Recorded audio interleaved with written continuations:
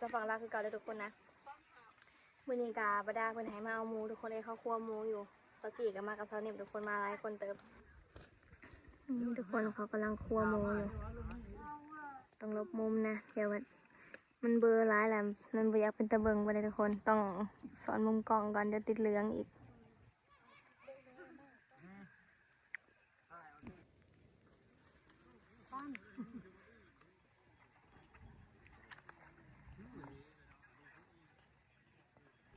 มันสิติดนำสิจากชิปกูคลิปมันว่านี่ติดยอดพันจะมันนี่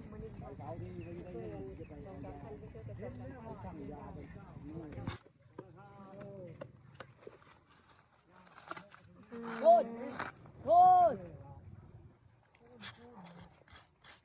เดินเพิ่ม ตัวใหญ่ตัวหมูตัวลูกนะครับ2-3 ซอก 2 ซอกป่า2 ซอกป่าเขากำลังคั่วหมูอยู่ทุกคนเอง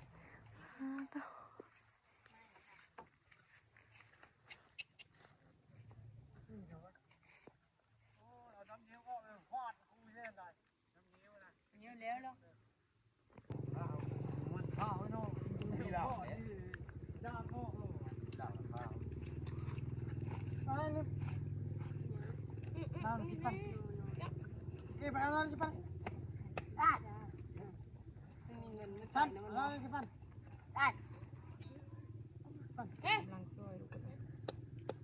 มึงไปเอาอะไร กำลังซอยผ้าพัดฮักซ้ำ เพราะว่าชิมเศร้าผู้ชา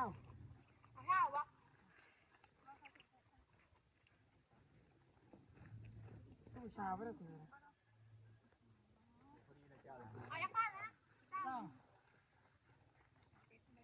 ชื่อตีนชาวพัน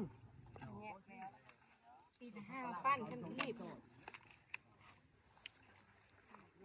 าแล้วเด็ก ห้ายังเอาตีมันน่ะโอ้ลืมบอกจากสาวนิ่ม2 นิ่มดีเด้อมาดิอาจจะพูดแต่ละคนนี่ผู้เป็นช่องอยู่นี่อันนี้เป็นช่องมันช่องได้เป็นป้าลงคุกเผาได้เอาลุ่งได้เอาชิ้นหมูมือชูขวัญที่เจ้าก่อนมันพ่อคนแหละคนมานั้นเขามาเอ็ดนั้นดีไอ้ควันนั่นมันนั่นมันติดไว้คนหลังไปควันดูมันนั่งทางคนอยู่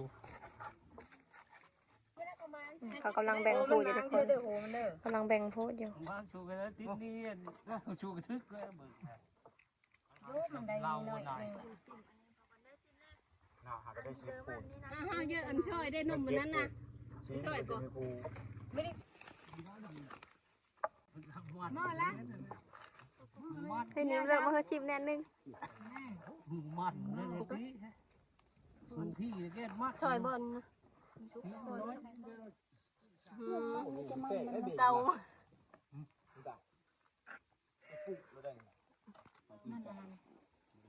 มันดีพอดีบอกเราเป็นเอาแล้วร้ายน้ำใจเอาไหม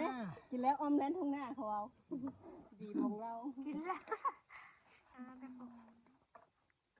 มันลาย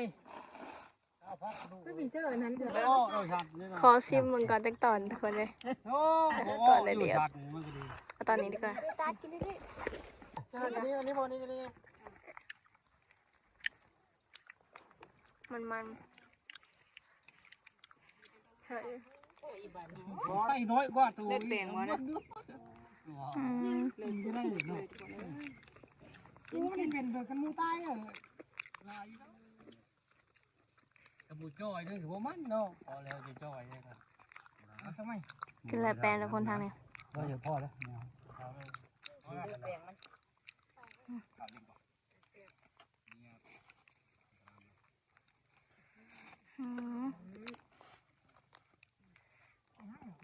ของเท่ได้นี่เลย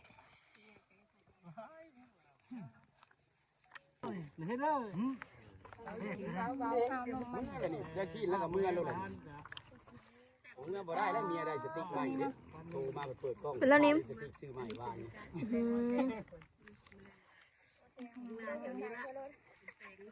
ห็นเท่านี้ หาเขามาส่งบ้านนี่คือเฮามันสิ อันนี้นะ เจ้าอะไร เห็ดทอดอันขาวๆอันน้ำนมมัน ฉันกินไม่ได้ นมมัน สัญญาณใส่ไหมตามคนเด้อแบ่งตามคนมานี่ เรื่ เด้ อ อง ว่าลายเด้อ เริ่มมาเริ่มมาลายเด้อ ไหนเขาติดละ ว่า มาแต่หงมาหาก็เห็นเท่านี้แบ่งตามคนเด้อสิ ก็พอกินให้เขาบ้างนี่หานเดียวเนาะจำคนนี่เอาเม็ดนี่หานเดียวหานอยู่ได้นะ แบบก่อนนี้แบบ ท่านเดี๋ยวสิ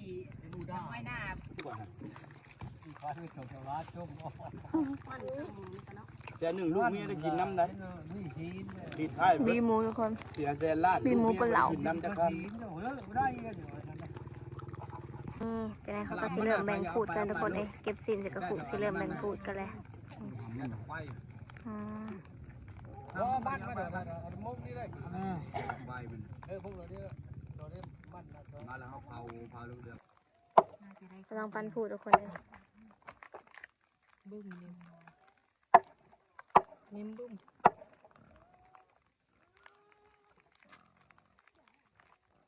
ลุงนะว่าเขาเอาตัวนี้เนี่ยทิ่มช่วยจักไปนี่ เชื่อ เชื่อเอาหายเด้อ จะได้พอดีรักมือมั้งเลยจะได้รักมือนะจะไม่สละ รักมือมัน โอ้ยเย็ดเอวก็เย็ดเอวพอดี แต่ไรสดเลยบ่ พี่หมานี่นะ มาเชื่อหน้า ทุกแขน ไม่หมานี่นะ กัดปนกูนั่น พ่อคอย ลายเตะของเขา เปลี่ยนใหม่ดิ ทุกคนมาหอนเฮือแต่เขาก็สีมาเห็ดอันลาดทุกคนเองเราจะตีเป็นซอยทุกคน เพราะว่าตอนเขามาน่ะก็สีนไล่ก็หนีได้แต่เขาแบ่งกัน3 คนนะมันก็เลยได้สามีแล้วเขาก็จะมาเห็ดลาด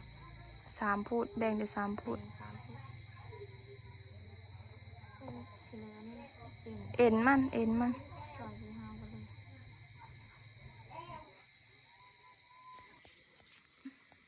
ทุกคนขัวหมูก่อนให้ซาวโก้เพิ่นเป็นคนขัวได้ทุกคนนะเพราะว่า ส่วนนี้เป็นค่านี่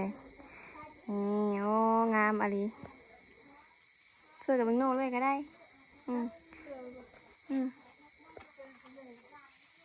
กะว่ามันแสบนั่นแหละ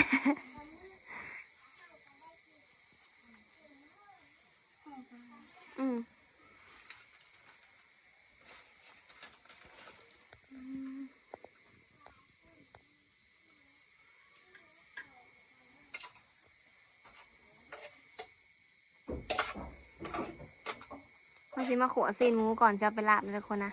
ขัวเสร็จก็เป็นนัวก่อนฟอยแล้วก็ได้ไล่เติบซีนหมูกัน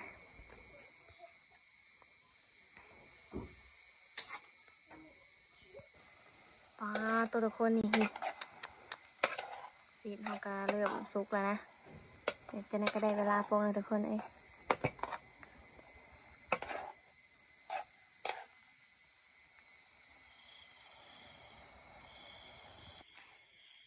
ทุกคนไปมาสดลงไว้ซอยมาตำข้าวโพดทุกคน เมนูมันนี่ขัดสมุดก่อนซีนได้เมื่อพูดเลยเสือเอามาเฮ็ดลาบแน่เอามาต้มแน่น่าจะแถบทุกคนเลยอันนี้มีแต่ลาบอย่างเดียวดีแต่ว่าพอลาบครับนึงขัดสมุดว่าอยู่ครบทีมงานน่าจะดีพอทุกคนเลยแบ่งอยู่3 คนเพื่อกันไม่ได้กิน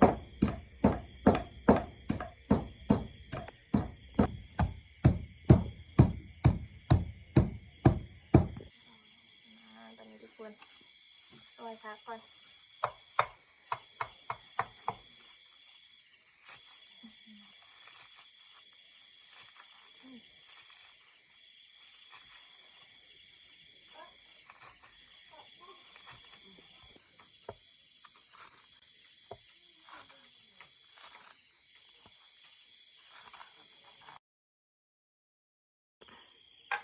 ทุกคนดูนี่มาปรุงงานออกอะไรเว้านี่ค่ะ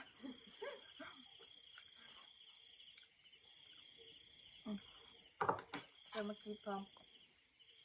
เอาเผ็ดๆบุตรีเอาธรรมดา เอาพอดีกินแล้วล่ะ ง่อยเขากับเขาประดาก็มากินข้าวทุกคนว้าเด้หลายดีบ้านี่ ซื้อพักแห้งซื้อพักแห้งหลายจะล้นเล พัก ย นี่มันหลายผู้ใด ซื้อหลายนี้แพงแซ่บ อันอันนี้ก็เอามา2 หน่วยผู้ใดสติเลย เรียกไม่พอเนาะ แล้วมันดีพอเบิ่งซีนเลยเสื้อมืดนี่บ่ตี ซื้อมันนั่นแล้วนิ่ม มันมีเขาพักนี่ นั่นแหละเธอโรดมันจะอิ่มแน่